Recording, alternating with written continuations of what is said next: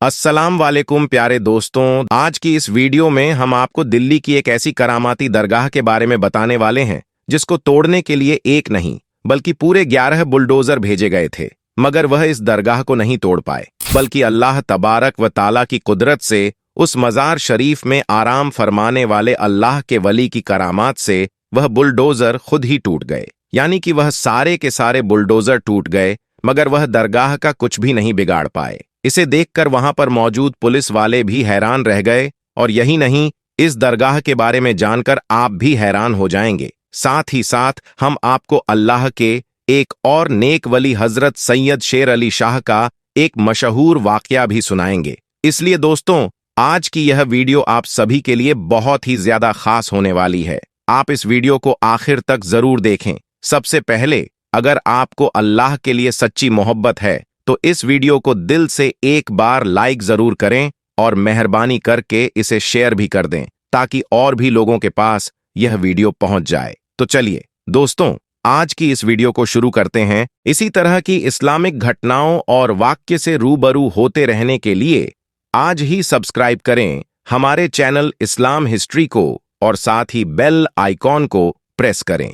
इस्लाम में अल्लाह के वली की पहचान उनकी करामातों से होती है जो अक्सर हमारी सोच से परे होती हैं। जब कुछ लोग अल्लाह की बारगाह में नाजुक और पाक स्थानों को नुकसान पहुंचाने की कोशिश करते हैं तो अल्लाह अपनी बेइंतहा ताकत का इजहार करता है। हाल ही में एक ऐसी घटना ने सबको हैरान कर दिया जब 11 बुलडोजर एक मजार को खत्म करने के लिए भेजे गए, लेकिन अल्लाह की रहमत और हिफाजत से मजार पूरी तरह कायम रही, जबकि बुलडोजर खुद टूटकर बिखर गए। यह घटना न केवल ईमान को मजबूत करती है बल्कि यह भी बताती है कि अल्लाह के सच्चे वली की हिफाजत किसी भी परेशानी से की जाती है। यह घटना न केवल अल्लाह के वली की करामात को स्पष्ट करती है बल्कि यह भी बताती है कि अल्लाह अपने नेक बंदों की हिफाजत किस तरह करता है। दोस्तों, आज हम आपको अल्लाह के जिन वली के बारे में बताने वाले हैं वह सैयद पीर बाबा के नाम से मशहूर हैं। उनकी मजार मुबारक दिल्ली के परगना के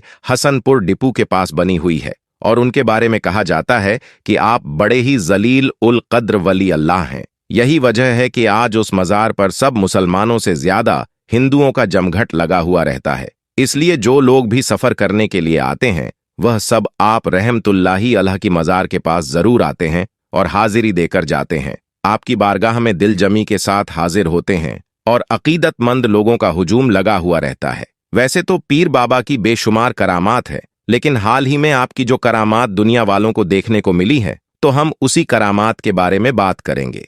जैसा कि आपको मालूम है, हाल ही में हसनपुर में इस मजार को निशाना बनाया गया था, लेकिन अल्लाह तबारक व ताला की मदद से इस मजार को आज तक कुछ भी नहीं हुआ। दोस्तों, इसी तरह से फिर इस बार उस मजार को तोड़ने के लिए बुलडोजर भेजे गए, लेकिन अल्लाह तबारक व ताला की करामात से वह मजार नहीं टूट पाई, बल्कि उसे तोड़ते हुए सारे मजदूर और लेबर परेशान हो गए, लेकिन वह मजार टूट नहीं पाई। फिर अल्लाह तबारक व ताला की करामात जाहिर हुई और जो भी बुलडोजर थे उनमें से 4 बुलडोजर खुद ही टूट गए। इस मजार को तोड़ने की वजह यह थी कि यह मजार अवैध जगह पर कायम है, यानी गैर कानूनी जगह पर बनी है, लेकिन ऐसा बिल्कुल भी नहीं है। हिंदुस्तान में बहुत से मंदिर, चर्च और गुरुद्वारा गैर सरकारी जगहों पर बने हुए हैं, लेकिन उनको अभी तक निशाना नहीं बनाया गया और ना ही उन्हें तोड़ा गया है। लेकिन सिर्फ मस्जिद और मज़ारों को ही क्यों निशाना बनाया जा रहा है? यह मुसलमानों से दुश्मनी है और यह मुसलमानों के साथ नाइंसाफी हो रही है। दोस्तों, इसी चीज को देखते हुए फिर अल्लाह तबारक व ताला ने मुसलमानों के साथ इंसाफ किया और जो भी लोग उस मजार को तोड़ने के लिए गए थे उनके लिए यह एक करामात साबित हुई। उनमें से कुछ बुलडोजर को अल्लाह तबारक व ताला ने तोड़ फोड़ कर तहस नहस कर दिया और अल्लाह तबारक व ताला की कुदरत का करिश्मा लोगों ने देखा और वह सब लोग हैरान और परेशान रह गए। कुरान पाक में अल्लाह तबारक व ताला ने फरमाया है कि जो लोग सब्र करने वाले हैं अल्लाह तबारक व ताला उन्हीं लोगों के साथ है। इसलिए जो मुसलमान भी सब्र करते हैं तो अल्लाह तबारक व ताला भी उन्हीं लोगों के साथ है। अल्लाह ताला ने मुसलमानों का साथ दिया और उनकी मदद फरमाई और मज़ार पाक को टूटने से बचा लिया। अल्लाह ताला से दुआ है कि अल्लाह तबारक व ताला हम तमाम मुसलमान भाइयों और बहनों को सीधे रास्ते पर चलने की तौफीक अता फरमाए। आमीन सुम्मा आमीन। दोस्तों, अब आपको हजरत सैयद शेर अली शाह का वाकया सुनाते हैं। आपका मजार मुबारक जम्मू कश्मीर के जिला पुंज के गांव सिलिंद्रा में मौजूद है। यह गांव अपनी खूबसूरती और ऊंची रंगियों की वजह से बहुत ही ज्यादा मशहूर है। जहां हजरत सैयद शेर अली शाह जैसे वली अल्लाह मौजूद हो तो उस जगह की कदरो मंजिल और भी ज्यादा बढ़ जाती है। अल्लाह के इस वली का असल नाम सैयद सुल्तान शाह गाजी है। कहा जाता है कि आप शेर की सवारी किया करते थे, इस वजह से आपका नाम हजरत शेर अली शाह के नाम से मशहूर हो गया। आप सारी उम्र इश्क इलाही और मोहब्बत रसूल में मदहोश रहे। आप लोगों के साथ नरमी और मोहब्बत से पेश आते थे और यही वह खूबी थी जिसकी वजह से आप लोगों के दिलों पर हुक्मरानी किया करते थे। आपका हुक्म जंगली दरिंदों पर भी चलता था। हजरत शेर अली शाह से एक वाकया मंसूब है कि आप सिलिंद्रा के गांव में मुकीम थे। आपसे मिलने कोई परदेसी कहीं से आ रहा था और यहां पहुंचते पहुंचते उसे रात हो गई। उसके साथ एक गाय भी मौजूद थी। रात गुजारने के लिए उस मुसाफिर ने जगह मांगी। आपके कहने पर उसने मवेशियों के कमरे में अपनी गाय बांध ली, लेकिन वहां पर आपका पालतू शेर भी मौजूद था।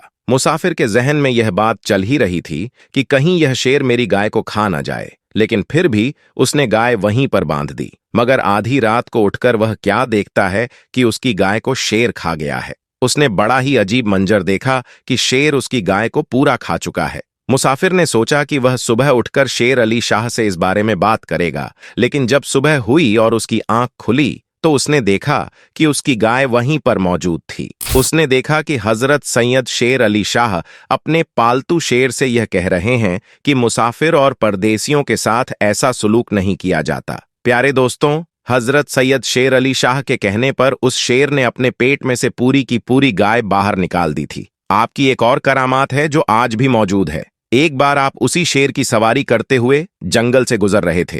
रास्ते में आपको प्यास लगी तो आपने अपने मुरीद को एक असा दिया। यह असा एक लाठी की तरह होता है। आपने यह असा देकर कहा कि इस असा को पत्थर पर मारो। ऐसा करने से वहां पर अल्लाह के करम से एक चश्मा फूट पड़ा और आज तक वही पानी लंगर के लिए इस्तेमाल होता है। आसपास के लोग भी उसी पानी का इस्तेमाल करते हैं। वह पानी आज भी बह रहा है। हजरत शेर अली शाह का इंतकाल सन 1262 हिजरी में हुआ और मखियाला में आपका मजार मुबारक मौजूद है। दोस्तों, कहा जाता है कि आपके इंतकाल के बाद आपके पालतू शेरों को आजाद कर दिया गया, लेकिन आज भी उन्हीं शेरों की औलाद, उन्हीं शेरों की नस्लें आपके दरबार में हाजिरी देने के लिए आती हैं। कुछ वक्त पहले सोशल मीडिया पर एक ऐसी वीडियो वायरल हो रही थी जिसमें कुछ जंगली शेर एक दरगाह पर आते हैं और कुछ वक्त के लिए वहां पर रुकते हैं। अब इस वीडियो के बारे में लोग तरह तरह के ख्याल कर रहे थे। कुछ लोगों का यह कहना था कि इन शेरों को साफ देखा जा सकता है कि यह दरगाह को चूमते हैं और वहां कुछ देर खामोश खड़े रहते हैं, जबकि चंद लोगों का यह कहना था जो मजार को नहीं मानते हैं, अल्लाह के वलिया को नहीं मानते हैं, उनका कहना है था कि ये महज जंगली दरिंदे हैं, अपनी खुराक में अपने एरिया से निकलकर आ चुके हैं। बहरहाल प्यारे दोस्तों, आप इस बारे में क्या सोचते हैं? कमेंट बॉक्स में जरूर बताइएगा। दोस्तों, अब हम आपको हिंदुस्तान के एक ऐसे मस्जिद के बारे में बताएंगे जिसमें पूरी तरह से पानी भर गया। फिर वहां के मुसलमान ने जो किया उसे देखकर आप भी हैरान और परेशान हो जाएंगे। इसलिए आप लोगों से गुजारिश है, इस वीडियो को आखिर तक देखते रहिएगा। जैसा कि आप सभी को मालूम है कि इस वक्त हिंदुस्तान के बहुत से इलाकों में पानी भर गया है। जगह जगह पर बाढ़ आ रही है, जिससे लोगों की जान माल का काफी नुकसान हो रहा है। कुछ जगहों पर तो इस पानी की वजह से इतने ज्यादा हालात खराब हो गए हैं कि जिनको देखकर लोगों की आंखों में आंसू आ रहे हैं। आज हम आपको बताने वाले हैं कि पानी का यह सैलाब जब एक गांव की मस्जिद में दाखिल हुआ तो उस वक्त अल्लाह ताला का ऐसा क्या मोजीजा हुआ कि जिसे देखकर गैर मुस्लिम लोग भी अल्लाहू अकबर का नारा लगाने लगे। और यही नहीं, इस पूरे वाक्य को सुनकर आप भी हैरान रह जाओगे। इसीलिए आज का यह वीडियो आप सभी के लिए बहुत ही खास है। दोस्तों, इस गांव में गैर मुस्लिम और मुसलमान दोनों साथ साथ रहते थे। यह गांव अपने अमन चैन और अपने भाईचारे की मिसाल के तौर पर जाना जाता था। यहाँ पर लोग एक दूसरे के सुख दुख में बराबर के शरीक होते थे। इस गांव में अगर कभी किसी के घर में कोई खुशी होती तो दोनों धर्म के लोग मिलकर खुशियां मनाते थे, और अगर कभी किसी के घर में कोई दुख या मुसीबत आ जाती, कोई गम आ जाता, तो दोनों धर्म के लोग एक दूसरे के दुख में शामिल होते थे। इस गांव की एक खास बात यह थी कि यह पूरा का पूरा गांव बहुत खुशहाल था, यानी कि यह गांव कुदरती खूबसूरती और हरियाली से भरा हुआ था। अल्लाह ताला ने इन्हें तरह तरह की नेमतों से नवाज रखा था। इस गांव के ज्यादातर लोग करीब के शहरों में अपना कारोबार करते थे, लेकिन अब इस गांव में एक मसला यह बन गया था जो सबके लिए परेशानी का बाइस बना हुआ था, और वह यह था कि इस गांव में पिछले 1 साल से बारिश नहीं हो रही थी, जिसकी वजह से गांव का हर आदमी परेशान नजर आने लगा था। क्योंकि इससे पहले लोग अपने खेतों में फसलें उगाया करते थे, जिससे हर तरफ हरियाली का मंजर होता था, लेकिन अब बारिश ना होने की वजह से इनकी फसलें सूख चुकी थीं और ना ही दरख्तों में पहले जैसी रौनक बाकी रही थी। इस परेशानी के आलम में एक तरफ गैर मुस्लिम लोग यह समझने लगे थे कि शायद उनका भगवान उनसे नाराज हो चुका है, इस वजह से हमारे गांव में बारिश नहीं हो रही है। इसलिए गैर मुस्लिम लोग मंदिर में या अपने गिरजा घरों में जाकर अपने भगवान की पूजा करने लगे और हाथ जोड़कर अपने भगवान से बारिश बरसाने की प्रार्थना करने लगे, लेकिन बारिश का कोई भी नामो निशान नहीं था। दूसरी तरफ मुसलमान भी यह सोचने लगे थे कि शायद अल्लाह ताला उनसे नाराज हो चुका है, इस वजह से बारिश नहीं हो रही है। इसलिए वह भी अपनी मस्जिद में जाकर नमाज पढ़ने लगे और गिड़गिड़ाकर अल्लाह ताला से दुआएं मांगने लगे। लेकिन आसमान पर बादल का एक टुकड़ा भी नजर नहीं आ रहा था। हालांकि इस गांव में रहने वाले तमाम मुसलमान नेक दिल और इबादत गुजार थे। उन्हीं में से एक बुजुर्ग मौलवी साहब भी थे जो अपनी नेकी और इबादत की वजह से पूरे गांव में मशहूर थे। मौलवी साहब सिर्फ 5 वक्त की नमाज ही नहीं पढ़ते थे, बल्कि वह रात को उठकर तहज्जुद की नमाज भी अदा किया करते थे। यही नहीं, मौलवी साहब हर वक्त अल्लाह का जिक्र करते और गांव के दूसरे लोगों को भी नेकी की तरफ माइल करते थे। ऐसा था इस पूरे गांव का माहौल। लेकिन इस वक्त बारिश न होने की वजह से इस गांव के लोग बहुत परेशान हो चुके थे। इसलिए इस परेशानी के आलम में गैर मुस्लिम लोग अपने ईश्वर से प्रार्थना कर रहे थे, जबकि मुसलमान अपने अल्लाह से मदद की दुआएं मांग रहे थे।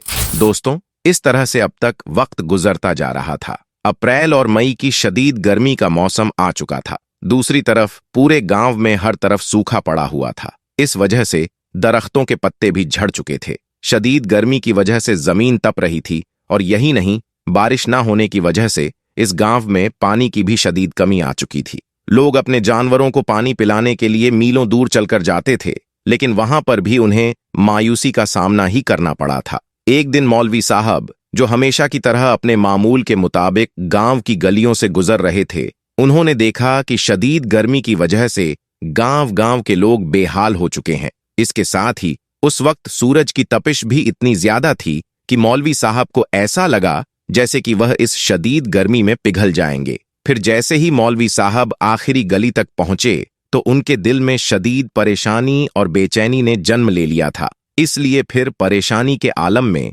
उनकी जबान से बेइख्तियार अल्फाज निकल गए कि या अल्लाह, हमारे गांव में इतनी बारिश बरसा कि पानी हमारे सीनों तक पहुंच जाए। प्यारे दोस्तों, मौलवी साहब ने यह बात बगैर सोचे समझे ऐसे ही कह दी थी, यानी कि इस परेशानी में उनके मुंह से इस तरह की दुआ ऐसे ही निकल गई थी। उनका मकसद सिर्फ इतना ही था कि किसी भी तरह से इस सख्त गर्मी से निजात मिल जाए और गांव में बरसात हो जाए। अब जिस गली से मौलवी साहब गुजर रहे थे, उसी गली के किनारे पर एक फकीर बैठा हुआ था, जिसने मौलवी साहब की बातों को सुन लिया था। यह सुनकर वह फकीर बाबा मौलवी साहब से कहने लगे कि आप ऐसी दुआ अल्लाह से ना करें, क्योंकि हमारे गांव में ज्यादातर घर छोटे और कच्चे हैं। अगर इतनी ज्यादा बारिश हमारे गांव में हो गई तो फिर हम कहां पर जाएंगे? हमारे मकान ढह जाएंगे। अब मौलवी साहब, जो कि गर्मी से तंग आए हुए थे, वह फकीर की इन बातों को सुनकर कुछ नाराज हो गए और कहने लगे कि ए फकीर बाबा, तुम कुछ ना कहो।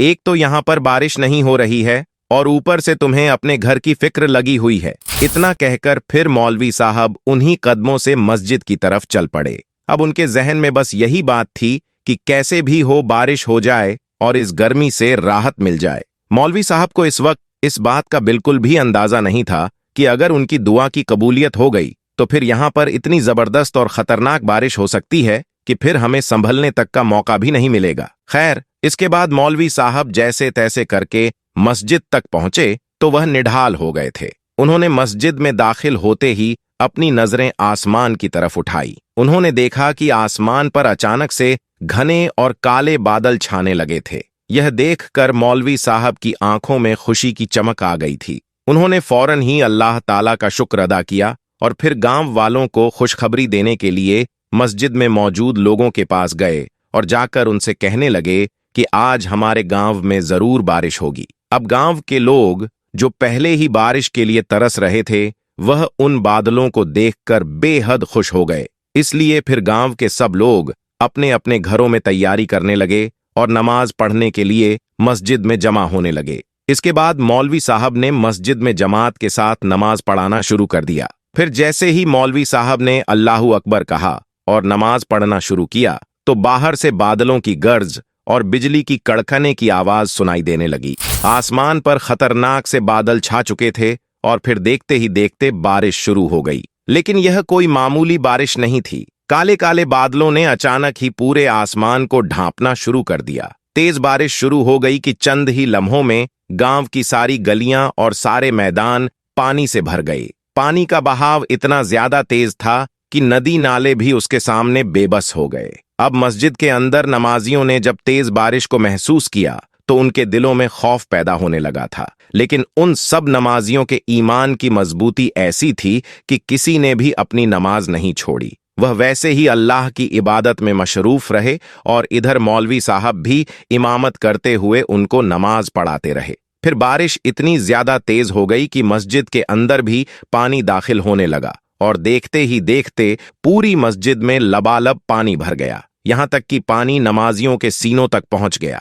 दोस्तों, अब हर तरफ पानी ही पानी भर चुका था। यहां तक कि गांव का हर कोना पानी में डूब चुका था। गांव वाले अभी कुछ देर पहले जो बादलों की आमद पर खुशी मना रहे थे, अब वह सब खौफजदा हो गए थे। लेकिन इधर मस्जिद में मौलवी साहब और उनके साथियों ने पानी के बहाव में भी अपनी नमाज को जारी रखा, क्योंकि उनके दिलों में अल्लाह पर मुकम्मल भरोसा था। इसलिए उन्होंने पूरे ईमान के साथ अपनी इबादत को जारी रखा। लेकिन तमाम नमाजी अल्लाह की मोहब्बत और उसकी रजा के लिए वैसे ही मस्जिद में नमाज अदा करते रहे। फिर इस तरह से मौलवी साहब और सारे नमाजियों ने अपनी नमाज मुकम्मल की और मस्जिद से बाहर आकर देखा तो वह सब के सब हैरान रह गए, क्योंकि उन्होंने देखा कि उनका गांव मुकम्मल तौर पर पानी में डूब चुका है। वह जगह जो अभी थोड़ी देर पहले खुश्क थी, अब पानी के एक बड़े बहाव में डूब चुकी थी। गांव के लोग जो थोड़ी देर पहले खुशी से झूम रहे थे, अब वह सब के सब खौफ और परेशानी में मुब्तिला हो चुके थे,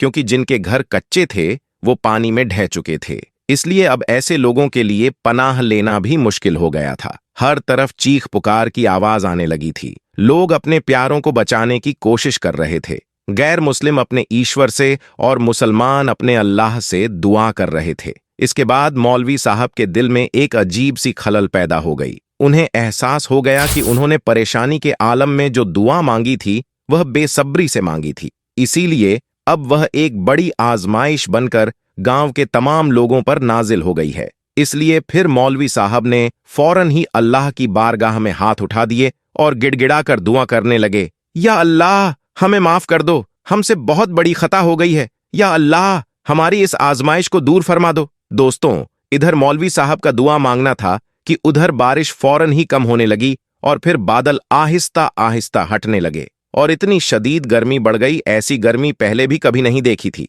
गांव वाले हैरान हो गए और जितना भी पानी था वह सब कुछ सूख गया था, लेकिन नदी नाले भरे हुए थे। अब गांव के जो लोग खौफजदा थे, उन्होंने देखा कि अब बारिश का जोर टूट रहा है। यह देखकर गांव के तमाम लोग भी खुश हो गए। फिर जब पानी काफी हद तक कम हो गया और खुश्क हो गया, तो लोग अपने अपने घरों की तरफ वापस लौटने लगे। तो मौलवी साहब ने फिर गांव के लोगों को एक जगह पर इकट्ठा किया और फिर उन्होंने गांव के लोगों को अपनी मांगी गई दुआ के बारे में बताया। उन्होंने कहा कि देखो, अल्लाह की जात बहुत बड़ी मेहरबान है। अल्लाह बहुत बड़ा रहीम और करीम है, लेकिन हमें अल्लाह की हिकमत को समझना बहुत जरूरी है। अगर हमारी मांगी गई दुआओं का दूसरों के लिए मुश्किलात का सबब बन जाना है, तो वह हमारे लिए एक आजमाइश बन जाती है। इसके बाद मौलवी साहब ने सबको नसीहत यह फरमाई कि ऐ लोगों, हमें अल्लाह के बंदों का ख्याल जरूर रखना चाहिए और जब भी कभी